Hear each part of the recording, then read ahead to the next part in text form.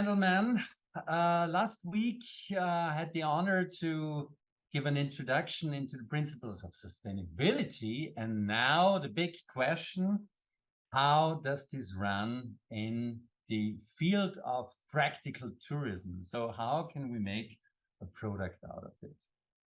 And therefore, so I hope it jumps, yeah, forward. Okay, so what would I like to show? I mean, of course, as we are talking, or the whole project is about ecotourism, so I will mainly focus on nature tourism. It's also my one of my main expertises. So I shortly will get a little introduction into the trends of nature tourism, and will express what is contributing nature tourism to sustainability and how it is even hindering sustainability in tourism. Yeah, then we take a look on monitoring, and as monitoring is always a complex thing, I will show you a method or an approach where it is relatively simplified and show you a simple assessment tool how you can monitor and assess your tourism product. And yeah, and then finally, you will get the duty you have to at least to do in the course when we meet in January. Okay, so let's start with the trends and risk and chances of nature tourism. The first thing is that, especially due to COVID, but also to the urbanization, home office, so people get more and more away from nature. And in consequence, due to movies, to reports, everything, the nature, the image of nature becomes more and more strong. And so a certain desire for nature, for this pristine experience is nourished, and this is stimulating the demand.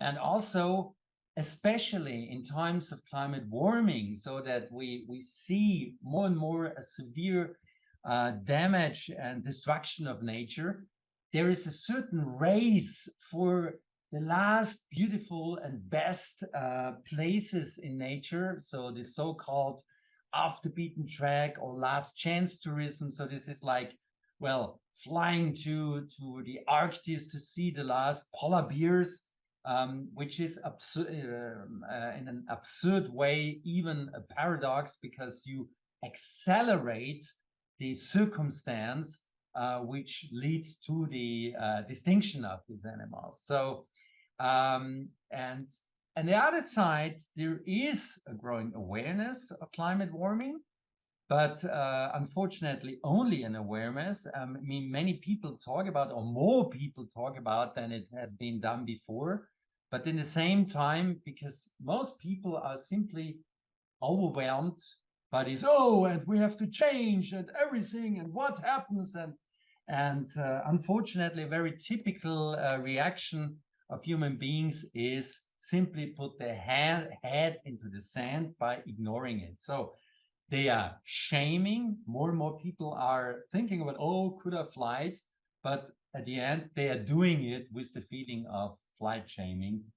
It's not a really good help. So, and there are some more activities also in realizing over tourism, because after this period of the COVID time, where suddenly many areas which were over touristicized before COVID, this is returning now, and we are more or less at the same level in the tourism development as we were before COVID.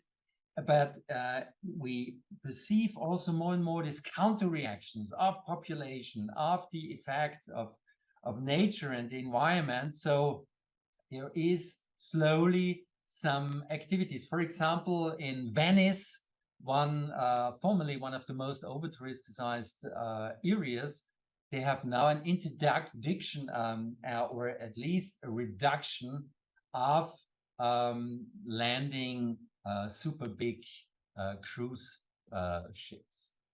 Another tendency is that more people, by the way, this photograph is done by myself, and this was in Palawan, in a beautiful little resort. We have been last September. Yeah, people, because also for this urbanization and digitalization, so there is this growing demand for authenticity and especially places who invest in protection of environment and developing very individual and very specific accommodations or resorts. So they got a strong demand also because this is a chance for symbolic capital or for distinction. So people can say, oh, yeah, I haven't been just in one of the super 100,000 resorts where everybody is going to and where you have all you can eat. No, I've been to this super, super eco accommodation. So there's also this trend. Yeah.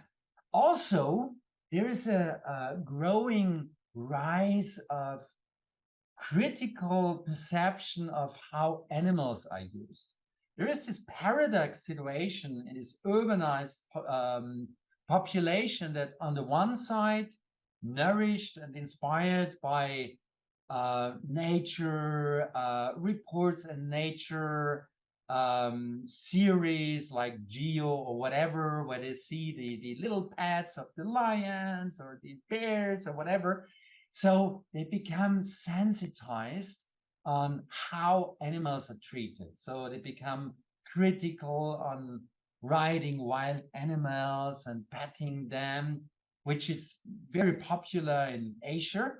So there is a certain growing, well, conflict in this area on how to treat animals and to put them back in a natural environment, which is, from a scientific perspective, critical when, especially when they grew up in the zoo or in a human environment.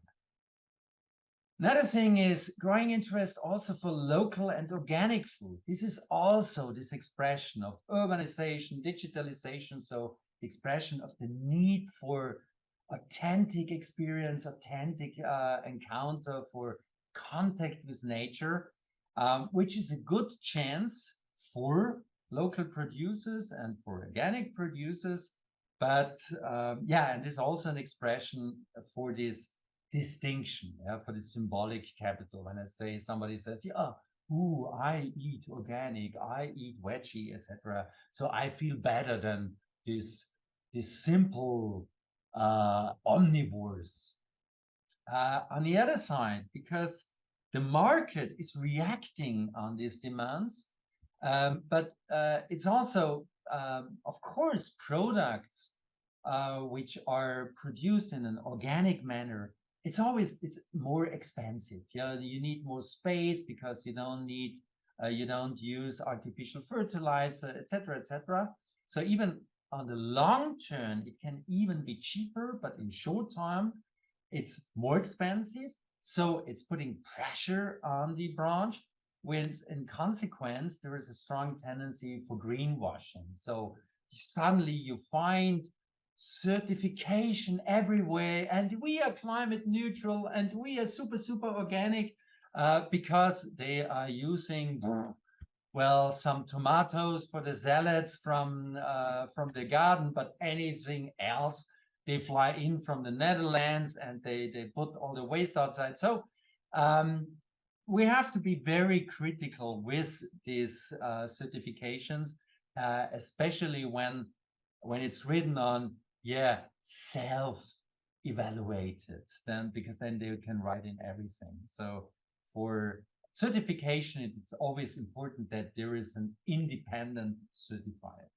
Anyway, yeah, as I've said, the raising concern about animals in general, it's also rising concern about mass extinction and loss of biodiversity. So probably you've heard about that we are in the 6th mass extinction in the history of the planet. So in earlier times, normally it was always a meteorite which exploded. This time the meteorite is the human race. And probably you know this little joke where the planet Mars is meeting the planet Earth. And Mars asking Earth, "Oh, my little dear, what happens to you? You look so bad."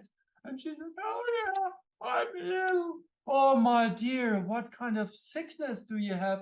"Oh, I'm suffering from human beings." And then Mars says to planet Earth, "Well, don't worry, this passes by."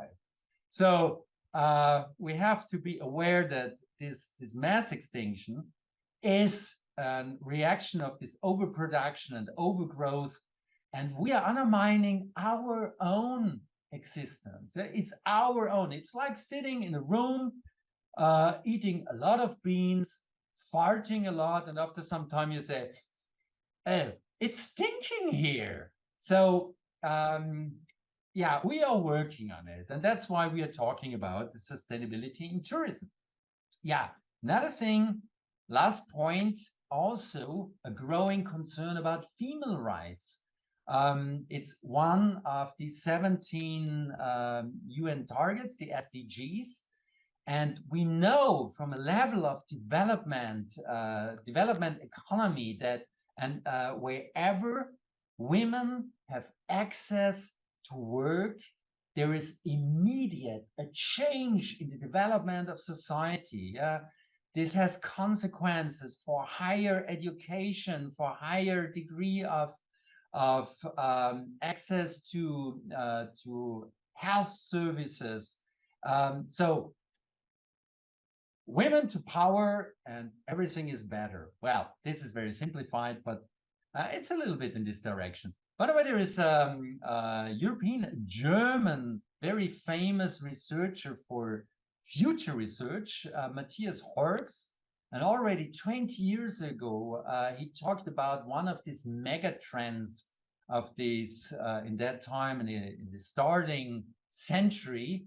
And he called this mega trend the so-called evolution. So not evolution in the sense of development, but connected with Eve, so the first woman in existence, because due to the need of having more and more people on this planet, we can't go on with this so-called traditional male values like competition and only the best and the strongest will win, but even the opposite, these so-called female values like cooperation, empathy, understanding for others, and finding solutions together, which are principal values of sustainability as we have discussed it last time.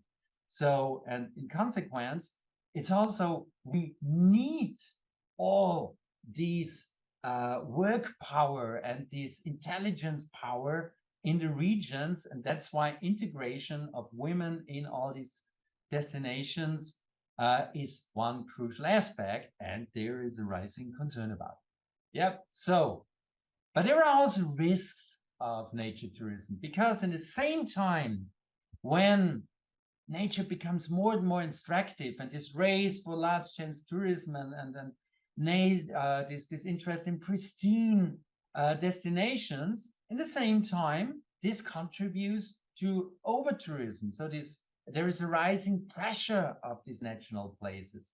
So here you have, where I just put away this thing, you have Phu Quoc Island, and I think this is a very famous spot in Vietnam where a little beautiful pristine island was turned into a mega tourism spot, and with very heavy pressure on the environment. So and in the same time, it's the same thing with also with indigenous people. Yeah. So when there is a growing interest in these authentic encounters and this interest in this culture, as soon as many people are going there, there's a heavy pressure and that means change of their culture and more or less turning into an adaptation to capitalist orientation. So yeah, and the other thing, of course, still where there's a lot of tourism, still there is a lot of waste. There's a lot of need for firewood, water, and this we see that nature tourism only is never a solution. The question is always how this nature tourism is organized. Another thing is the climate emission. I mean, when we talk about nature tourism, especially ecotourism, then many tourists coming from overseas. That means they are traveling on long haul flights.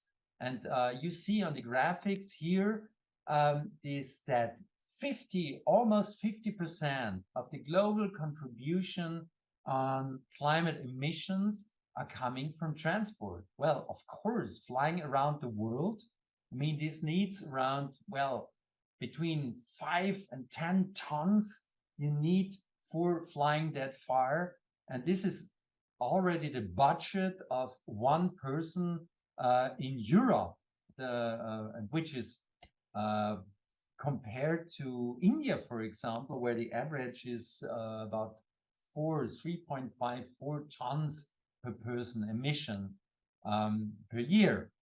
So this is a severe problem. And here you see the long haul flights, they use almost 300 grams per kilometers and person for transportation. And if you compare this, for example, with train, this is only 14 grams. Yeah. And even a vehicle, if it's fully packed, it's much less. But the other side, if you drive an SUV and if you drive alone in an SUV, the use of climate emission per person kilometer can be even higher than going with a plane. So plane is very critical, SUV is very critical, yeah. And this is what we are facing at the moment. Temperature is going up, and we just talked before about the heat in Thailand and Vietnam.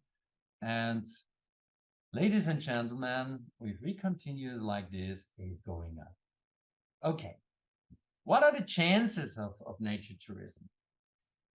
When people go to nature and they have a good encounter, if this is a good product, then they experience on the one side a flourishing nature and on the other side the endangerment of nature. So there is a certain raising awareness, and this is a chance to win people for becoming active in nature protection and in supporting processes in transition of society into more sustainability.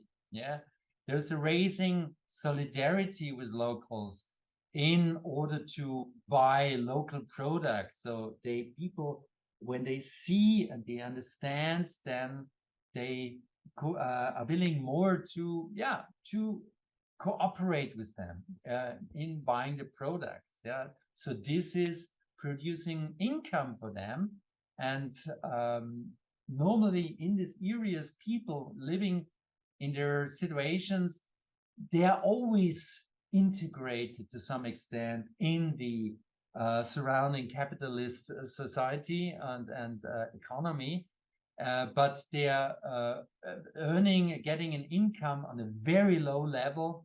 So I was, for example, I think it was in Mindoro, where I was in villages, so in the Philippines, villages of indigenous people. And there, for example, main income is collecting coconuts and peeling them and drying them and then selling them. And for about 40 hours of work, yeah, they get some €5. So it's extremely, extremely little. But on the other side, they have a way of living where they are still adapted in a way that they only need very little. But this is also changing. Yeah. So um, by by getting more awareness about the importance of nature and by learning more about nature or relearning old knowledge, nature becomes also again a valid resource also for locals. And there's an old saying in nature tourism um, that as soon as you realize how important it is and how you can make money out of it, then you start to protect it. Just remember last time we talked about the history also about sustainability. And when people found out, especially in protected areas, before they protected it against the locals and they had rising costs against poachers. And then when understanding that you only can cooperate, well, remember evolution, so-called female values, yeah, cooperation instead of competition. Suddenly the costs went down and they were more successful and more sustainable. Yeah. So there is a strong chance for emancipation, for learning, for developing also integrative cultural aspects, well, which we have in many societies already. So learning, education, yeah, and finally also investment in resource saving infrastructure. For example, in this community I've been in July, they have a photovoltaic plant, power plant, they use for the producing energy for Wi-Fi. And the Wi-Fi you keep on by putting coins in. So it was very fascinating. And the best experience was that when the Wi-Fi was on, I had a better connection than in some places in Manila. This was really fun. Okay, so this is about, well, risk and advantage and trends of sustainable tourism in the nature context or in nature tourism. And now just to remember, as a kind of conclusion, first conclusion, what means sustainable tourism development? It means instead of putting the tourist only as the king of the whole system in the center of interest, you have an equally balanced system where every part is important, where you have to integrate every part and respect. So you have to respect the needs of both tourists and population, and you have to take a look on the development, the economic development of the region, but in the same time in a way that you can allow a long time development. So you have to care for the resources, all resources, both economic, social, aesthetic resources of nature and this environment. And then you will keep this balance and this long-term orientation. Okay, so now take a look on sustainable product development. First, I will go again on the principles. So what are the rules you have to look for? The first thing is the closer the better. If you develop a product where you have to fly from Hanoi to the very south of the Mekong Delta, or from Manila to which is an island which is very, very far away, so then already you produce so much emissions that it can't be sustainable anymore. Yeah. So of course, this produces also severe problems with how to integrate, and in general flying is a huge challenge and a huge problem. But I mean, I can't give you all the solutions, only the principles first. So the closer the better, because then you also can use means of transport which produce a lower rate of climate emissions. Yeah. So, and then we are already with transport. As far as I remember, there are not really many trains in the Philippines, but there is a very well developed train system in Vietnam, and I already did a train ride from Da Nang to Hue, if I remember right, which was very, very charming, very impressive. So, and the other thing is also what you can do and what you should do if you call your product sustainable and you're offering a flight from one place to another, then at least you should arrange offsetting. What does offsetting means? You compensate those emissions you produce by your means of transport, mainly by the flights.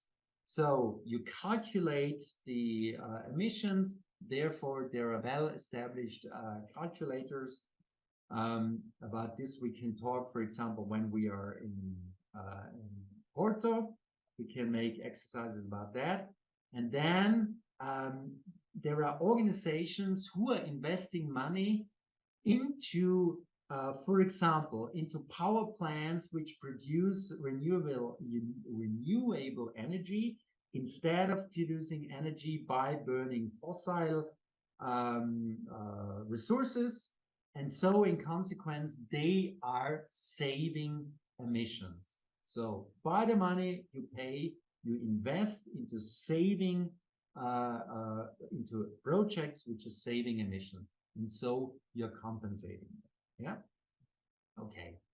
So next point, look for accommodations which observe already sustainable principles. Yeah.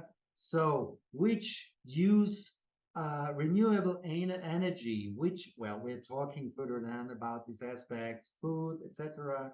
But who are already orientated in this area. I didn't find so many green hotels in Vietnam, but they are more and more, and they are also more and more in the Philippines. And principally, you can say the smarter accommodation is, the more they take local traditional material, the more they integrate local manpower, they use renewable energy, they use intelligent isolation in order to protect the rooms against the heat without AC. Yeah, the more they contribute to save energy, etc., etc. For example, my house is built in a way that in summer, even if it has 40 degrees outside, the temperature inside stays at 26 degrees without AC. Yeah, because it's isolated in this way. So normally you get an indicator that an accommodation is green oriented if there is a certification. Probably we will talk more about when we are in Porto about certification, because it depends very much on, yeah, if this is independently certified or it's more greenwashing. This is always a big challenge. So when we talk about tourism activities, it makes a big difference if you're offering, for example, a heli flight, because huge emissions, yeah, or yeah, you drive around with a boat, you go for snorkeling, you have activities, Christina, you have activities which are sustainable in a way, low emissions and no impact on the nature. Yeah. Also activities which raise the understanding and the comprehension and the sensitivity for nature context. For example, here I was meeting people who, fishermen or fisher family, they were repairing their net, and I had a chat with them, and they explained me a little bit about the environment and the challenges and yeah, interaction of environmental degradation and what a consequence for loss of fish, etc., etc. So, yeah, direct educational chances. Next thing, cultural integration. It's so important that you give a chance to the locals that they can take part in both decisions about where tourism is developing to, so about tourism politics, because it's about their destination, it's about their living environment. But more about this will be shown or will be discussed tomorrow by Daniel Binger. What is the chance? Yeah, it's not only that they have their finger on where the development is going to, it's also they can influence how they can take profit. And it's not only financial profit by creating income, it's also cultural exchange. Yeah, it's about learning and understanding how they live and what their needs are and what are the consequences if we are living and producing in an unsustainable manner. But it's also um, a chance for them to learn about what is modernization, what is critical, how they should better teach the children. And yeah, it's always a question of sustainable education. So, supply chain, it's not only the immediate product, but the question what other parts of products you are importing, or which is the sustainable choice, taking from regional deliverer. Why is this so important? There is this huge challenge of leakage rate. Leakage rate means if a tourist pays $1,000 for a journey, for example, to Vietnam, yeah, and then $500 from this money is away already for the travel. Then he goes to a hotel which is built by imported materials, and the manager is from, well, from Singapore, and the food is coming from the Netherlands, and etc. etc. Then for all these important goods, money is leaving again the destination. So the effect, the economic effect, is going down to zero. By the way, this is the reason why cruise tourism is one of the worst kinds of tourism on behalf of sustainability. Because cruise liners are, on the one side, extremely rough in emissions, but on the other side, their impact on the economy of the harbors they are visiting, or the islands, or the towns, is extremely small because they're concentrating all the economic activities in their company. They are delivering transport, food, accommodation, animation, everything. So almost nothing ends in the destination people are visiting. So use products from your region. Next thing is uh, the waste management. And there are very, very simple principles. Yeah, reduce waste. So try to prevent waste as much as possible. Yeah, the waste you produce, recycle. Here, an example from Vietnam on the right side, and on the left side from the Philippines. Yeah, so separate, recycle in a separated manner, and also promote these principles. This is very important. Yeah, promote it among both your staff and both your guests.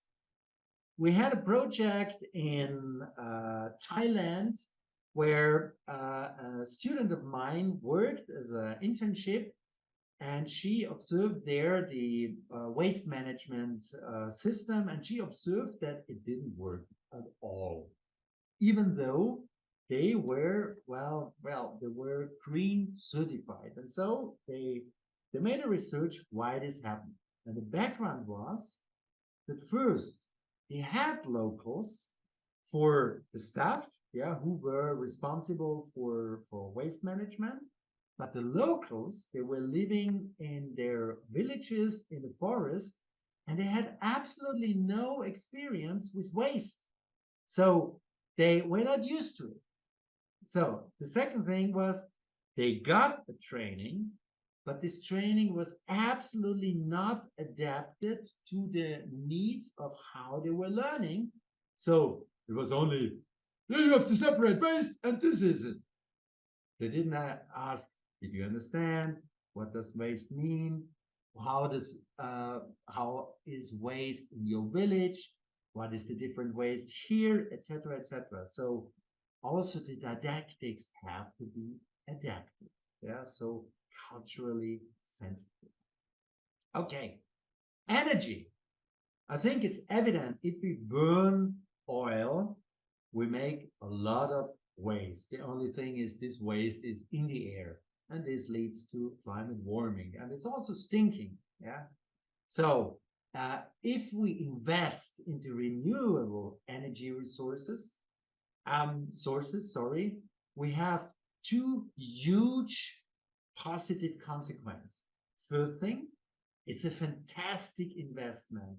Nowhere you have such a high rate of high interest rate of interest, because you save a lot of money. And the second thing is you can present yourself as green. So it's fantastic for your image. So it's really a sensible investment. Yeah. But it's only the one side, renewable energy sources.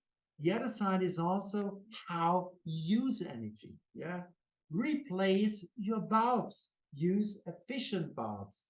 Um, Traditional bulbs need uh, eight no need wait 800% more energy than an LED bulb. Or turn around, with an LED bulb you can save up to 80% of energy.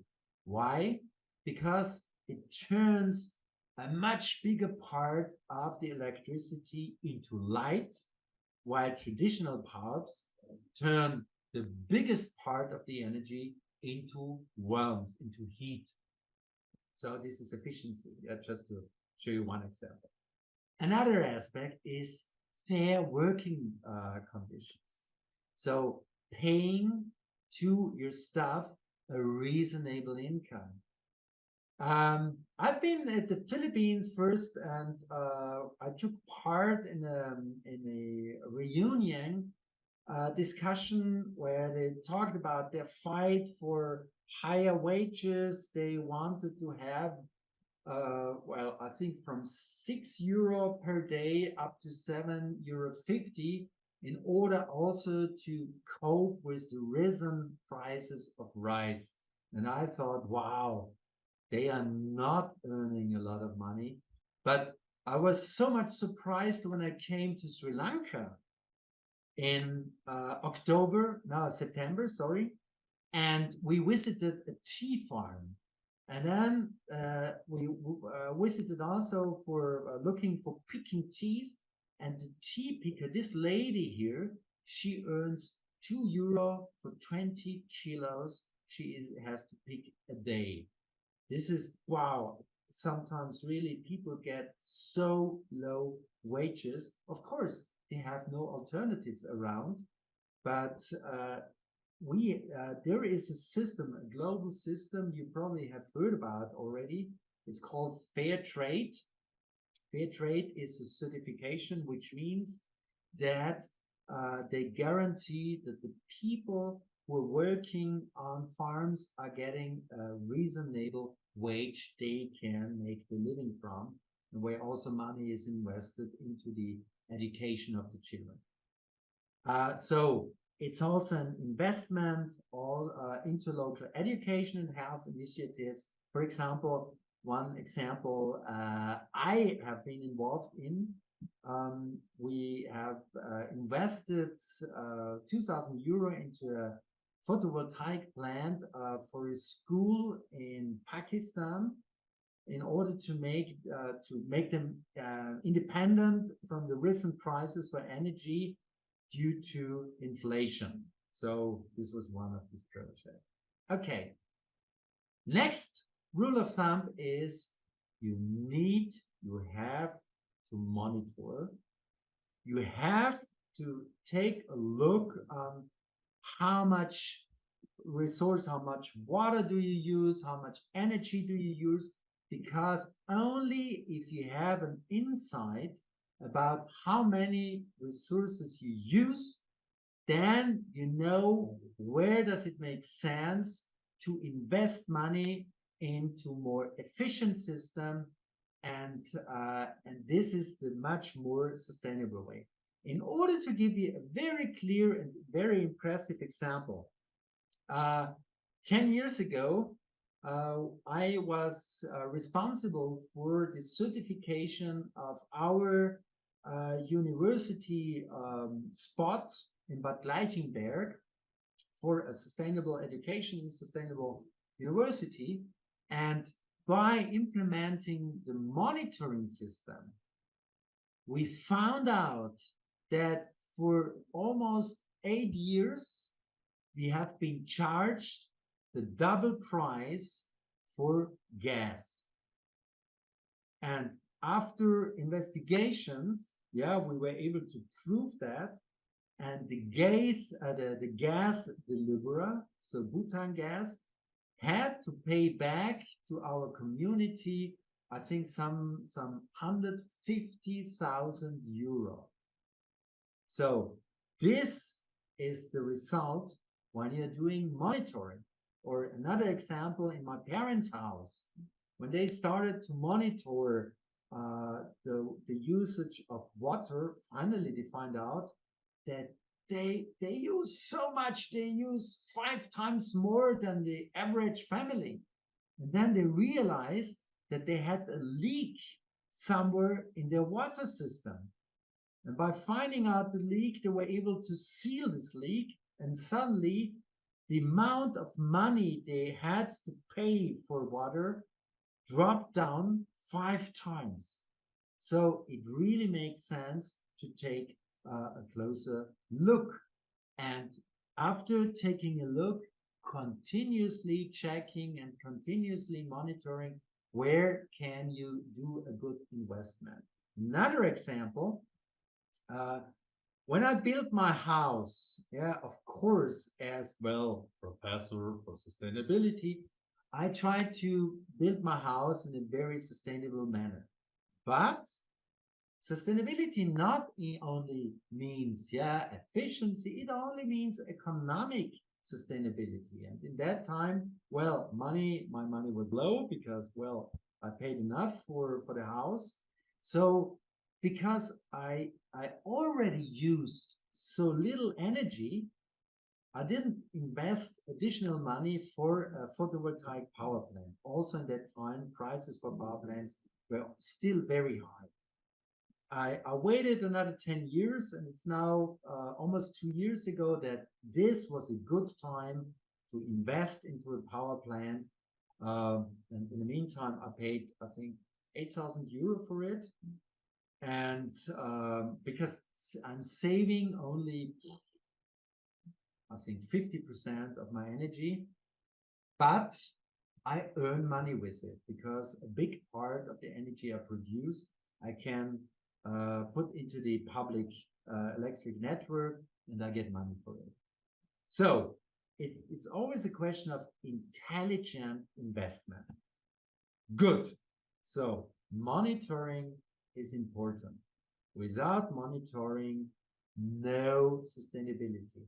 It's probably one of the most important principles. We have to put our heads out of the sand. We have to look on the processes.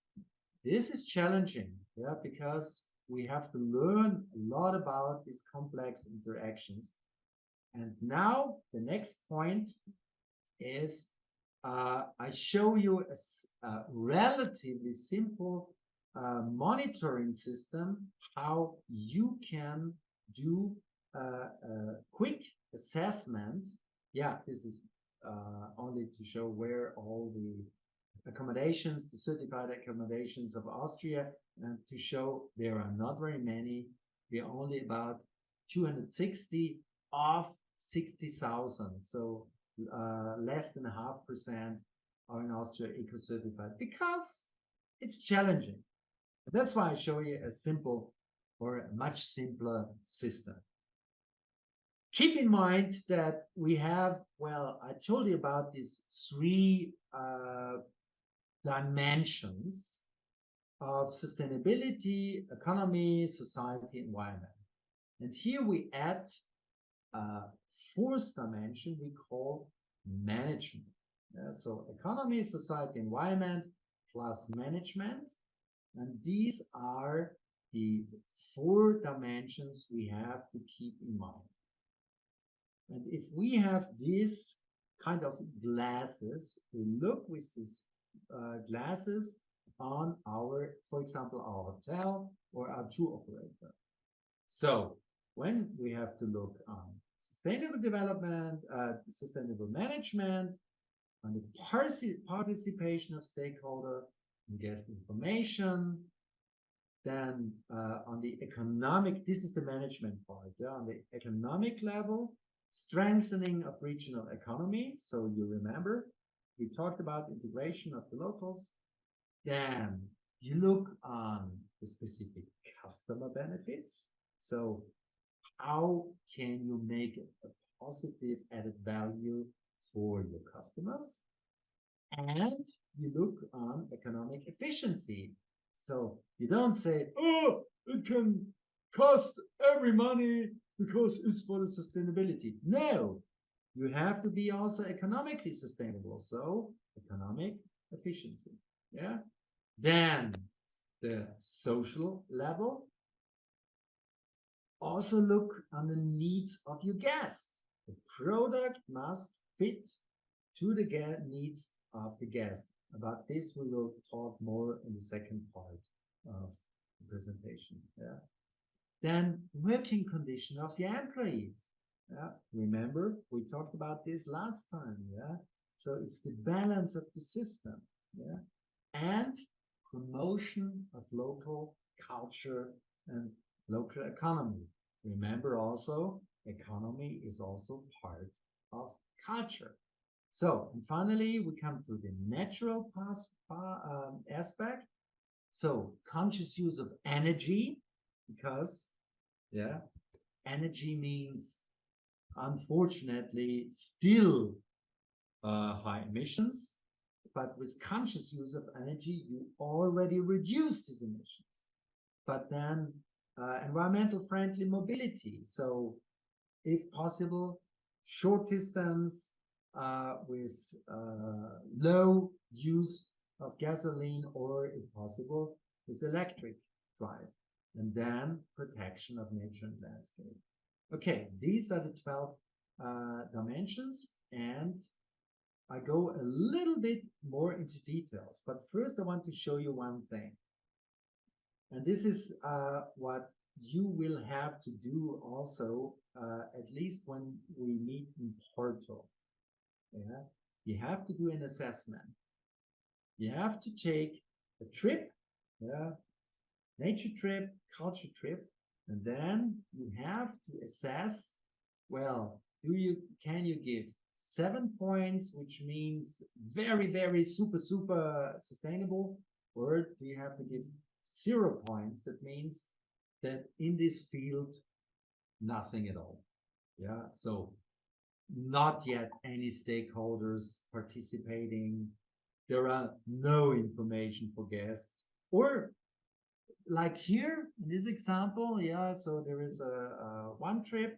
And here, yeah, there are some, this is not perfect, but this somewhere at 5, it's already quite good. Or here, this other product here on behalf of special customer benefits. Normally in this field, if the product is not fully shit, then everybody gets a high rate here, because otherwise it's the product is complete unsuccessful. So by evaluating all these different 12 aspects, you got this scale, and in a perfect way, you get a beautiful round circle. Then you are perfectly sustainable. So you see, it's quite simple. But to help you how to evaluate, you get, here is the Excel file, and where you put in the number after your assessment. This should be here at the end, and then you create a graph out of it. Okay. As a diagram.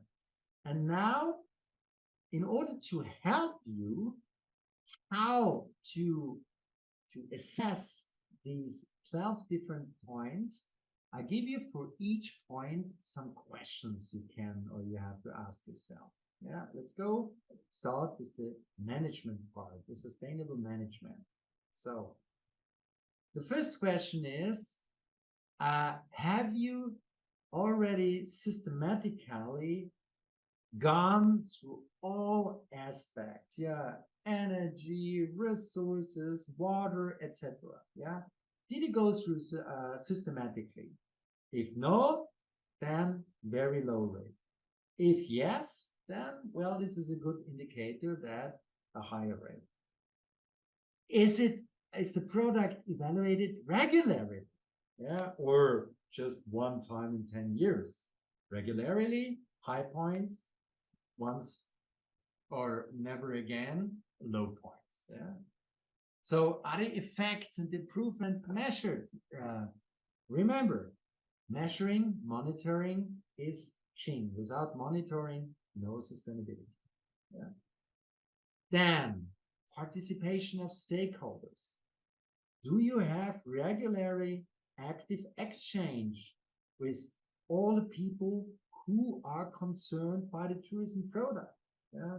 So, farmers, sellers,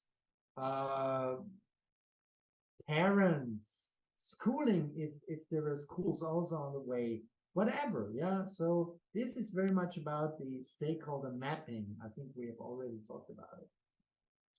Then, have you thought already about the needs and the expectations of both locals, but also about from your potential customers? By the way, about this we will talk in the next session after the break. Yeah, so you will get more insights to that. Guest information. Yeah. Well, do you have already anywhere any information how they, for example, can contribute to saving water? Well, there are here these two examples. Here is a hotel in Vienna, and on the website they have their sign that they are certified with the Austrian certification, or there are signs about EcoBnB. So information of the hotel, of the accommodation, of the tour operator. I will give you much more examples about this in the second part. Yeah. And finally, did you give trainings to your staff? If your staff is not informed about sustainability, how could they contribute to it? If they don't understand the principle and how they profit themselves. Yeah. For example, in our university, we also have severe economic problems because, well, less students, because of, well, there are less young people in our society, and the young people due to COVID, they don't want to study anymore, etc., etc. So we have financial problems. So the message from the management is, please, we all have to save wherever we can do. Yeah, because saving money allows us and supports us to save stuff, to save workplaces, help us to help you, and then immediately saving is the interest of the staff, but they have to be informed. Yeah. Okay, now I come to the regional economy, yeah, or the economy, the dimension of economy in general. First aspect, regional economy, yeah. So do you use regional product, yeah? Do you support regional producers in order to deliver the quality you need, yeah? So do you promote regional attractions, or the opposite is, well, you accommodation, but because it's a cheap place, it's an ugly place, well, nobody takes profit of it. The environment then will stay ugly, and the people around, they don't take profit. And then remember what we have discussed last time, yeah? So if nobody around takes profit, this can even lead to social unrest, and this is the worst thing which could happen to your accommodation. So taking profit, the people in their environment, in the surrounding, is the best contribution for sustaining the social stability and the well-being of your social environment. Okay, the customer benefits. Yeah? Of course, one of the most important interests and targets of your product is it must be attractive, it must be a good value for your customer. As I said, we go deeper into this in the next point. But think around, how can you combine this? Are there interesting attractions in the local community? Is there something where it can offer some authentic encounter, some authentic experience? Yeah. So there is a double value. It's an additional value for the customer, and it's a winning situation for the locals. Yeah. So think on uniqueness, authenticity, yeah, region. And this, in consequence, raises the value of your product in general. Yeah, so you get a better position in your competition on the market. And finally, economic efficiency. Yeah, if there is something in the region around, then probably you get less dependent on costs for transportation. You're less dependent on international deliverings. Yeah, just remember what happened during COVID. Suddenly, some products didn't arrive anymore because the whole system was blocked. So this can also contribute to economic efficiency. I mean, this is something which has to be observed in a balanced manner. But the main thing is the added value, yeah, to your product, to the increased attractiveness. So you see how interwoven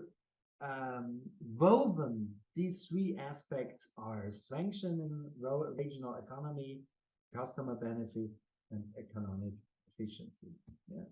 Oops, sorry. Then specific guest needs.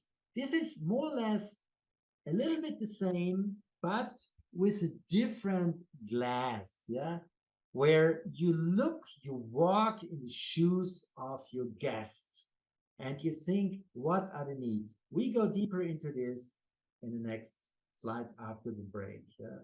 But important, what are the needs? For example, are there some intolerances, like food intolerances, yeah, some allergies, special demands on accessibility because somebody is doing hard in walking, whatever, yeah. So also accessibility in the level of information, yeah. Can they speak English? Well, most of them at least can't speak Vietnamese or Philippine. Then working condition for the employees, yeah. Well, we talked about this last time already. If your staff is feeling well, if they earn enough money, if they have time also to regenerate their health, then it's also good for your economy. Yeah. And finally, also promotion and cultivation of local culture.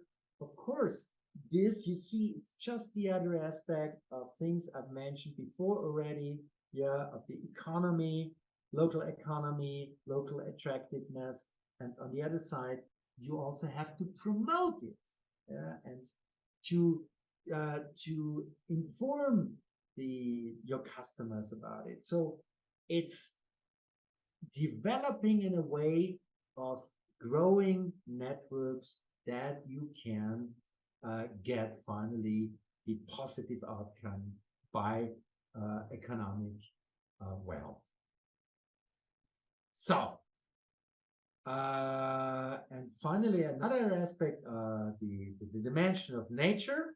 Yeah, and the one thing, saving energy is good for nature, but it's also good for your pocket, for your money pocket, yeah, because you are saving money with efficiency, yeah. So, but you're reducing climate emissions. That means also you save your own environment, your future, your long-term future by promotion of regional products and attractions. It's also protecting the environment because less emissions.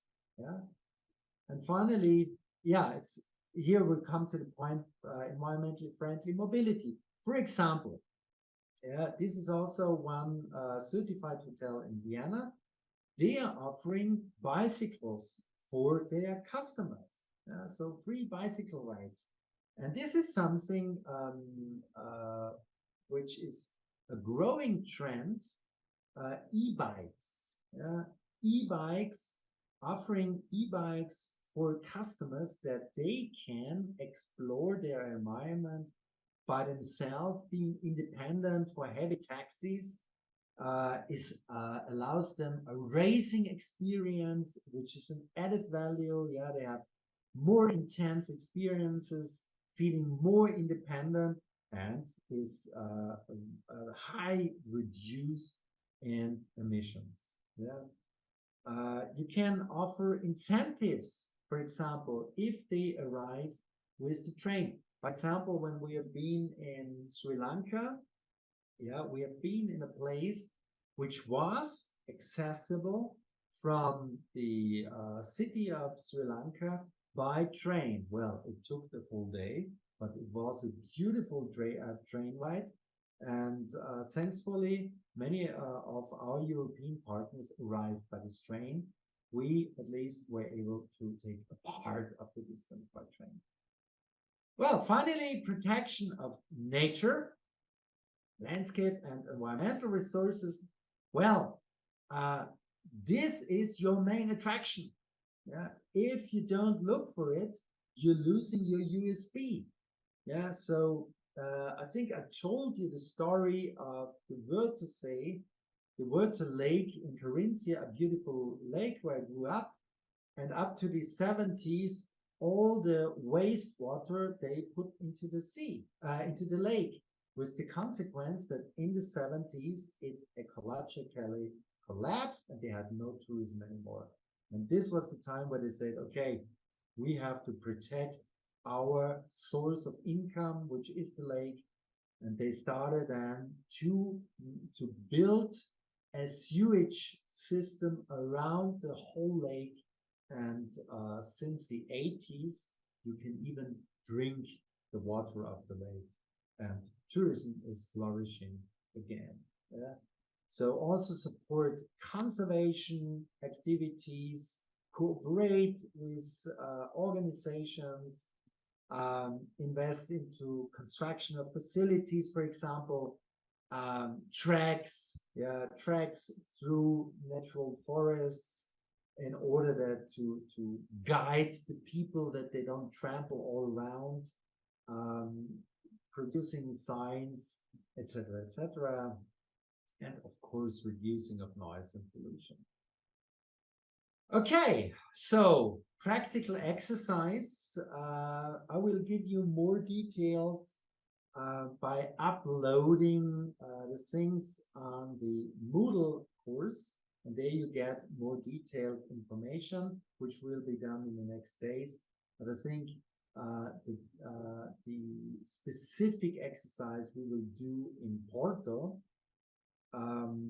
because the exercise will be that you develop a natural product and then you evaluate it.